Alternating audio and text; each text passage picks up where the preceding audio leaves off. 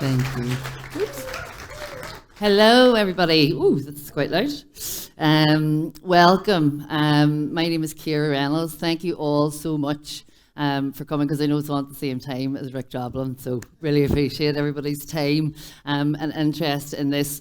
So, as I said, Kate Medafalcio, welcome everybody. Today my talk is going to be about peace. And I conducted this research on how psychedelics and music creates connection after conflict in my studies with the Alef Trust with Dr. David Luke and Dr. Pascal Michael, who is here somewhere. There is. So yes, really excited to be here, really honoured to present this work. So yeah, let's start. So the agenda, so we're going to go through an overview of Ireland and the Troubles. We're going to go through the history of psychedelics in Ireland, the Indigenous Irish culture and practices, the psychedelic rave culture, and look at Ireland in the 90s, the survey results, and then if you can see behind me there, there's a QR code. I'm going to talk to you a little bit about the first citizens initiative for the mind called Psychedelic Care EU, and we're collecting 1 million signatures within the year to present to the UN requesting safe access to psychedelic-assisted therapies in all EU member states. So a little introduction to Ireland. So I had a look, just was looking, I was actually funny doing the research on, you know, the doors of perception, thinking about that stuff, but how that map is perceived in so many different ways depending on your background and just where you are in the world and what centre you're in and things like that. So if you see there, just up on the left-hand side, this is the provinces of Ireland. So if anybody's rugby fans, you'll know this. So this is how I see rugby in Ireland. So I was actually born in Connacht in the west, in Sligo, and I was raised in Ulster, up in the north. I currently live in Leinster, and Munster has a really close place to my heart as well. So if you see over on this side then, this is the political map of Ireland, and the green is the Republic of Ireland, and then the yellow piece then is Northern Ireland, and that's under UK law now. And if you see the little green bit up the top, between the two is Donegal, and that's where I was raised, just on the border there between Donegal and Derry. Some people liken it to Belgium because it's kind of the peaceful place in between the two countries. But yeah, and then the one in the middle there is what ChatGPT spat out when I had said, how does the European vision look, and what would it look like with Peacebuilding and psychedelics? So that was a cool wee thing. So thanks, ChatGPT, for that. A little bit about my psychedelic peacebuilding journey. So, as I said, I was born in Sligo. I was actually born on International Mushroom Day. So if any US friends in the audience, it's 9/20. So there's a little bit of fate there. And I found out last year, and this is how I spent my birthday last year, the 21st of September is actually International Peace Day. So there's definitely a wee bit of fate playing there. And I spent that up in Queen's University in Belfast, at a peace conference, which was really lovely. So I was raised in Ulster, and in terms of peace building, I looked to my father because he had 5 daughters and my mother then to deal with and just keeping peace in the house. So that was my first exposure to any kind of peace building, and then mommy looking after or keeping the peace then between us and our father. So yes, raised like that. I left Donegal at 18 and moved to Galway and studied there. And through that then I had the pleasure of attending the Love Parade in Berlin in 1999, and I was introduced, that was the first time that I was properly exposed to MDMA and just having thousands of people dancing together in unison in the streets. It was just phenomenal, and it was really life-changing. I had a little stint in San Francisco there, and had the pleasure of attending the Burning Man, which was incredible, and that was the first time that I was exposed to cannabis oil. I obviously knew about the flower, but didn't realise the therapeutic benefits of the oil then. And then a big one then, and I forgot about Homelands and Creamfields in Ireland were the first big the Irish Dance Festival. So like that. So anyway, there's a few in the crowd attended that. There's some brilliant footage online as well of just a documentary around that, because it was just life changing. So yeah, in Banff then, so Border Horizons was an organisation in Derry, and it was a cross-border, cross-community organisation. So in 2003, I joined them, and I actually studied up in the University of Ulster in Portrush. But what that initiative was to get Protestants and Catholics to mix together on both sides of the border, so Donegal and Derry. And we went out there, and there was 20 of us, and we studied and worked and lived together. So got to know each other really well.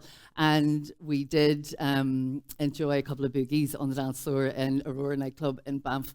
And then fast forward then to 2024, and I studied psychedelics, States and Transpersonal Psychology. And then the most recent kind of peace-building journey then was around, in February just past, we were in the European Parliament in Brussels launching Psychedelic Care EU. And in the Q&A, I just asked about what they thought about psychedelics and peace-building, and got a resounding positive response, which was fantastic. That's a little snapshot into my teenage years. If anybody has seen Dairy Girls, it's kind of a good reflection of what I was doing growing up. My first job was in Derry in the Richmond Centre, one of 2 music shops, and I just thought that all my Christmases had come once, because it was before Spotify, and I could just listen to all of the music. It was unbelievable. Irvin Welsh then, that's a great book. If anybody hasn't read it, please do check it out. That poster is actually the one that was in my bedroom growing up. So I was exposed to Britpop and then rave culture as well. And that, I was just thinking about that. There's, the genres that kind of, people wouldn't hang out together, like Blur and Oasis, people wouldn't hang out together. But like you could be a rocker and a raver, and that was okay. People mixed together, so that was nice. Human Traffic is an epic movie. It's got nothing to do with human trafficking, thankfully. It's got, it just follows around a bunch of friends over a weekend, and it's cracking, so check it out. And then that little, the Jamaican flag there, I was a huge reggae fan too, and reggae was huge in Derry. So yeah, look, I'm just to preface it, the historical context, all of my research in psychedelics have been kind of leading towards PTSD and to recovery. So it's all about healing. And I want to set the scene, because this is about healing. It's about PTSD. Try not to be super political here, but it's just to give people context if they don't know. So the Easter Rising was in 1916. The anniversary of it is coming up now. It's 109 years. But essentially, that's when Ireland was partitioned in 1921 after the War of Independence. And essentially, the Catholic minority were frustrated, and they just wanted access to housing and employment. And that discontent then led to a civil rights movement, which was violently suppressed. And then in 1969, the British military were deployed to quell that unrest. And then, tragically, in the 30 years of the violence, 3,500 people, or 23% of the population of Northern Ireland, lost their lives. So, primarily between Unionists who wanted to remain part of the United Kingdom, and then Catholic nationalists who wanted to remain part of the Republic. So it started with the Battle of the Bogside in August in 1969, and then it escalated to what many people might know as Bloody Sunday, and that was in 1972, where 14 unarmed civilians were killed, and then 15 others were injured. And another little bit of synchronicity there, on the 56th anniversary of Bloody Sunday was actually the day that I started in Queen's University, Belfast. So in 1998, after 5 years of negotiations, the Good Friday Agreement was signed, and that ended 30 years of violence. And it's so beautiful. It's such a gorgeous message, and a message of hope that we can have 27 years of peace in Northern Ireland. And I just hope that that gives hope to everybody else in other places where there are conflict now. But it was negotiated with the key stakeholders from all political parties. So we had the Republic, we had the UK, and we had the USA got involved as well. There was involvement from political elites like former President Jimmy Carter and Bill Clinton, but most notably, it was Senator George Mitchell. And in 2016, the George Mitchell Institute of Global Peace and Security and Justice was built in conjunction with Queen's University Belfast. Excuse me. So that's a picture of John Hume. He was the SDLP leader, or the Social Democrats and Labour Party leader. He was a huge advocate of non-violence. He was there on Bloody Sunday, but he was phenomenal, along with David Trimble from the UUP. And their work was instrumental in the negotiations, and so much so that they both won the Nobel Peace Prize for their contribution. So look, the Good Friday Agreement was a landmark achievement. It laid down essential foundations for peace and reconciliation, but it also then reduced violence and allowed for a space for new political and social landscape to emerge. So that's a picture of Lear McKee there. And look, despite the progress that was made in the North, it's still a divided society.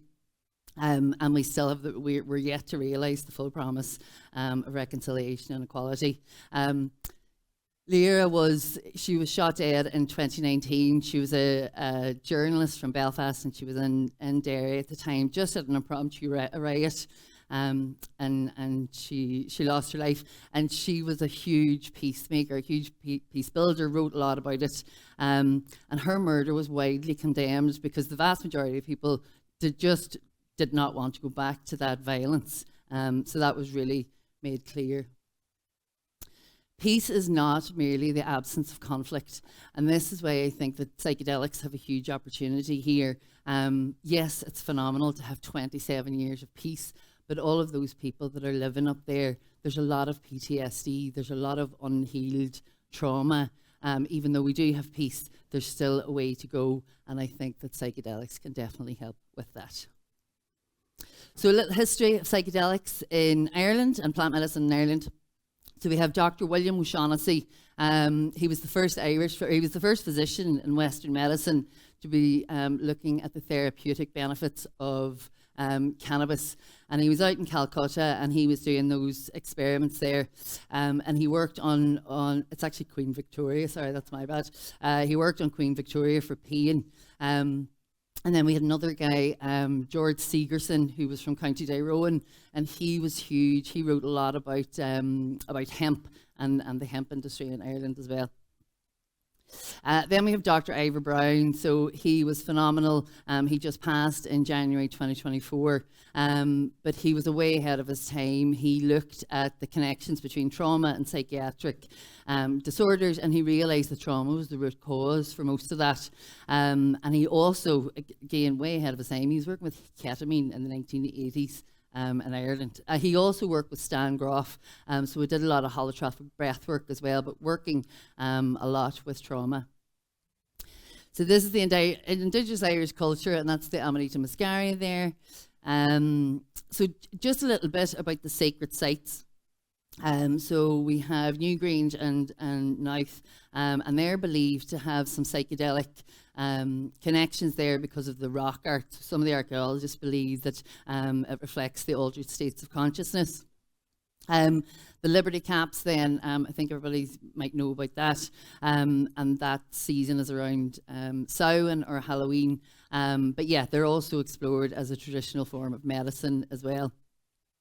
And a little bit now, legend has it, I was doing a little bit more research into the salmon of knowledge. I don't know if people know the story of the salmon of knowledge. It's a little bit like Hoffman and his LSD, his accidental ingestion of LSD on Bicycle Day. But what has been suggested is the salmon of knowledge was actually dried pieces of Amanita muscaria because it would look like salmon. So that's one to think about.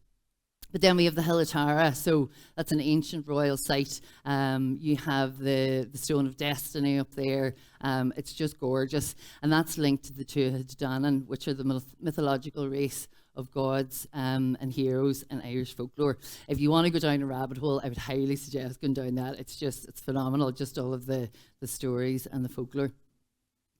So that's some of the sacred sites. As I mentioned, the Hill of Tara. Then we have Newgrange, and that aligns at winter solstice. So we were actually there, or just at winter solstice, and a few of us were here, and we were drumming down there. And it's such a special place. And then we have Loch Crew. So Loch Crew is the home of the Cailleach, or the Wise Woman, and then you have Uisneach, which is the sacred centre of Ireland, and there's beautiful fire ceremonies and festivals up there. So do check them out if you ever get a chance. Then we have Green in Avalloch, that's in Donegal, so that's another ring fort, and that's associated with spring and the autumn equinoxes.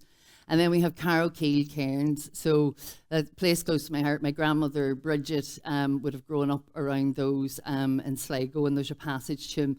But all of them are such sacred sites. And then we have Queen Maeve's Cairn. Queen Maeve is the Queen of the Fae in folklore, and she's up in Knocknarea in Sligo.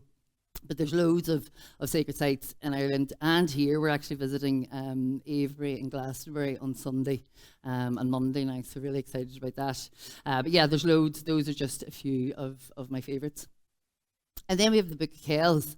So it's a really amazing document. It's actually housed in Trinity College, Dublin. But it's a religious manuscript. It was written in Latin, and it contains the 4 Gospels. It was written by the Celtic monks circa 800.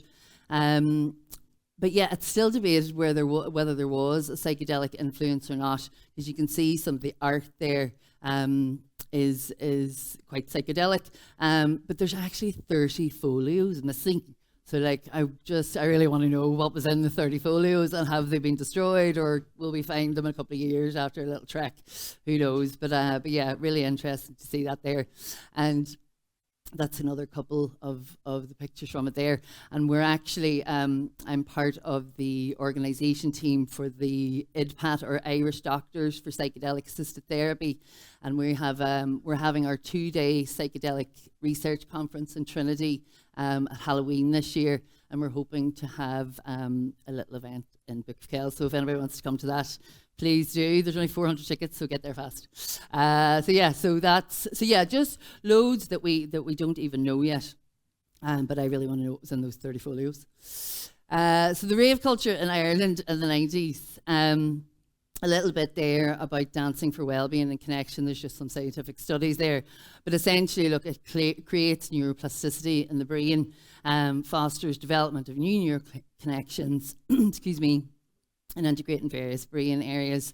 It can lead to, cognitive function improvements, and it's just beneficial for your brain health. So dance on, people. It allows emotional expression, which can be therapeutic and help in processes of feelings. So again, all related to PTSD and how dancing and music and psychedelics can help all of that. So the study found that there's powerful well-being benefits. It's got a positive influence on your mental health and anxiety, and it helps with your self-esteem. So as I said, look, really, really important tools that people can use in order to help heal PTSD, especially after conflict. So growing up in Ulster, yes, we were exposed to violence, but we were also exposed to incredible music. We had Sinead O'Connor, we had Stiff Little Fingers, we had the Undertones from Derry, Rory Gallagher. I don't know if there's any guitar enthusiasts, but when there's a famous thing of Jimi Hendrix was in an interview and they asked him what it was like to be the best guitarist in the world, and he said, ask Rory Gallagher. So he's Irish, so check him out, it's really cool. And then we have the Cranberries, and we have U2, as I said, Sinead O'Connor, Shane MacGowan, the list goes on, and that's what people focused on. And that was during the troubles kind of in the 70s, kind of 80s, and then kind of in the 90s then, that's when the DJs came along and they were holding ceremony. If anybody knows Damien Dempsey, he's an Irish artist, and anytime he's in, they talk about the Church of Demo, because everybody just sings in and they sing the roof off, and it's just incredible energy when you're in one of his gigs. There was nightclubs called, so famously Kelly's in Portrush, and then the Point Inn in Donegal. I was just a little bit too young to be going to Kelly's, but my older sisters were going, so I'd hang out and hear what they were up to afterwards. But later then got to visit it when I was actually living in Portrush. But yeah, the Point Inn in Donegal was out in the middle of nowhere, and it was a guy called Frank Short. who owned that and ran it, and he was prolific in just having just that, flying that flag with no violence, getting people together, just dancing and letting them enjoy themselves, escaping from what the people were living in. So nationalists and unionists were coming together on the dance floor, which was unheard of. Communities were built and people escaped the war for the night. I'm just going to let people read that there. That's one of the quotes that came from my survey that I carried out. And it gives a shout out to Frank. But yeah, it just lets you know kind of what was happening at the time. And that Link 48, so the Point In reunion, they're still doing that 40 years later. I actually went to it in September, and it was in Link 48 in Derry, and it was so amazing going in, because there's people that I hadn't seen from school for like 40 years, but it was lovely just going back in, revisiting that community, and people were just elated. Like, they were so happy, and they were just, it was catching up with people, but they were just listening to tunes, all the music that they would have heard back in the day. So that was gorgeous to be a part of that.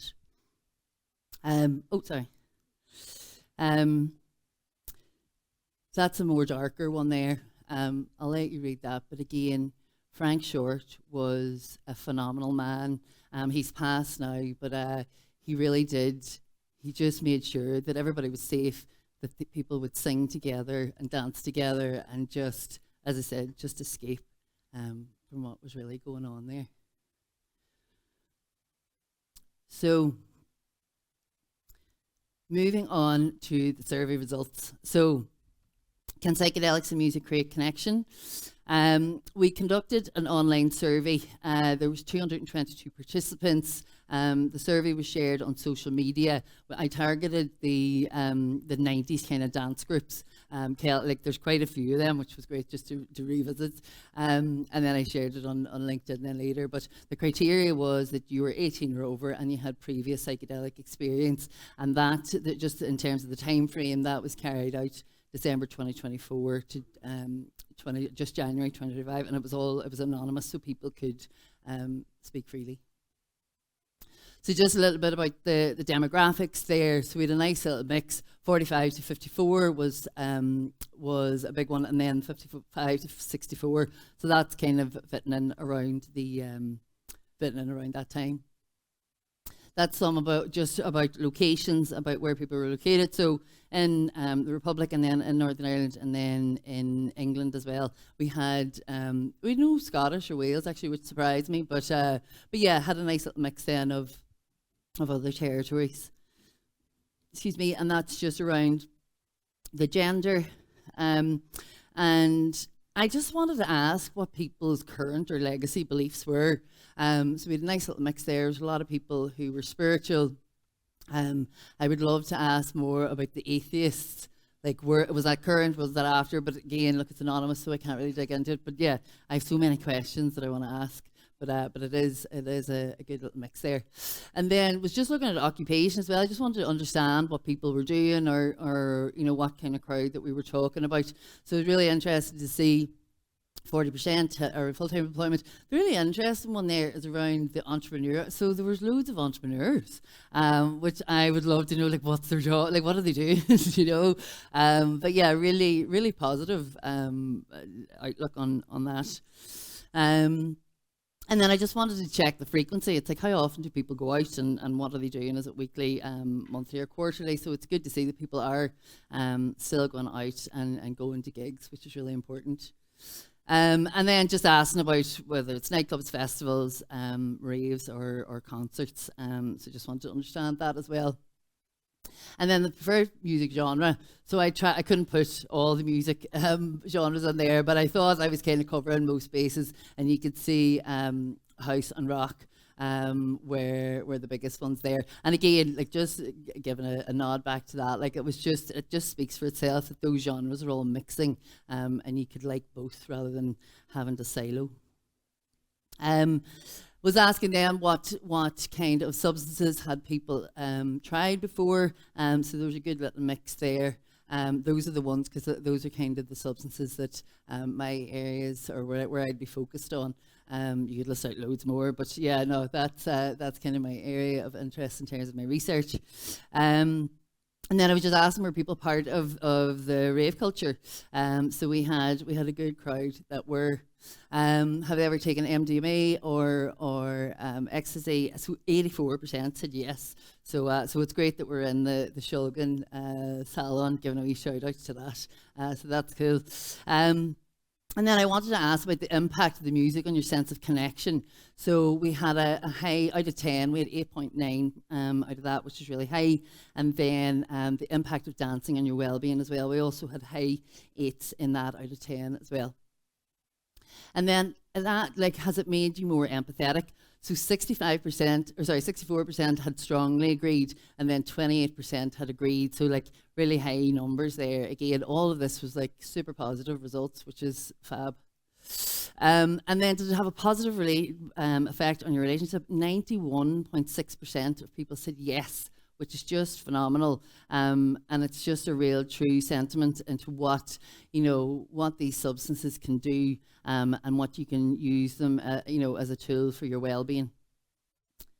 And then just quickly around the, I asked separately about psilocybin, and I had actually used the Watts connectedness of scale. So Dr. Rosalind Watts created this 3-dimensional index, which is phenomenal, and it looks at an individual's sense of connectedness to the world, to themselves, and to others. So really good tool for mapping out kind of trauma and things like that. But it's a really phenomenal framework. So thank you, Dr. Roz. A couple of the questions in that: have you felt connected to your community? 85.2% said yes, which is amazing. Have you felt connected to your heart and emotion? Again, like 90%, which is just gorgeous when you think about how much this could change in dialogues or just communities, that that you can have that heartfelt emotion to maybe have more empathy towards people, just having communities mixing.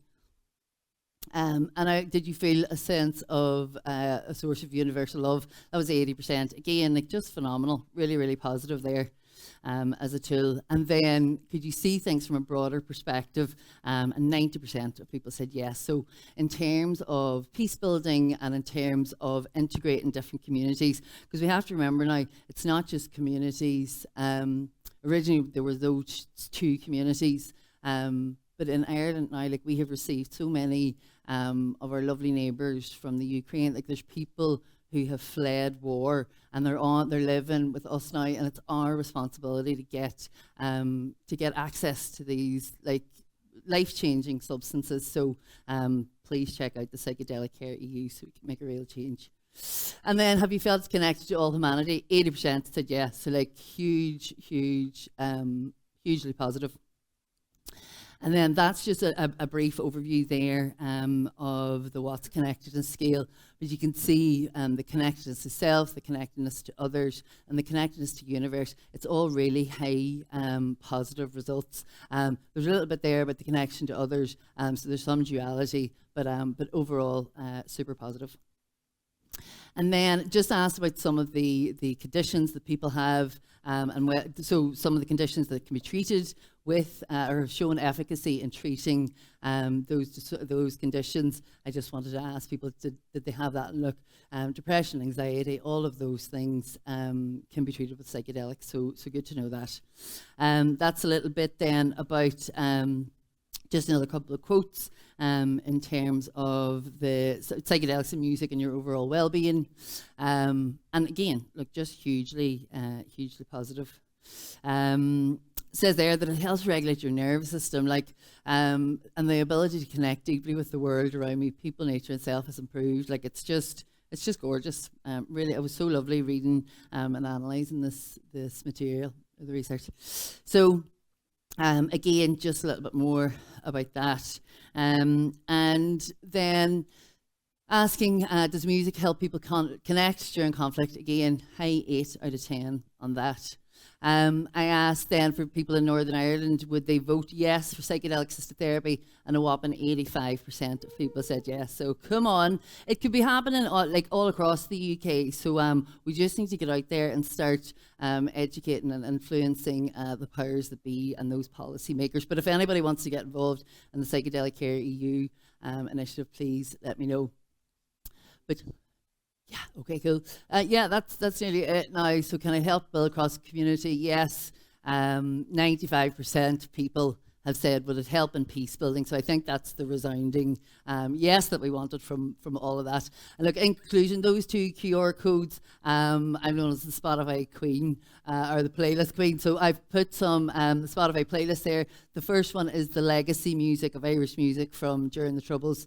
And then the second one there is around all of the current, so Fontaines DC, Lancome, all of the bands that have been influenced by them and talk out against violence. But yeah, look, in conclusion, do I think that psychedelics and music can create connection? Absolutely.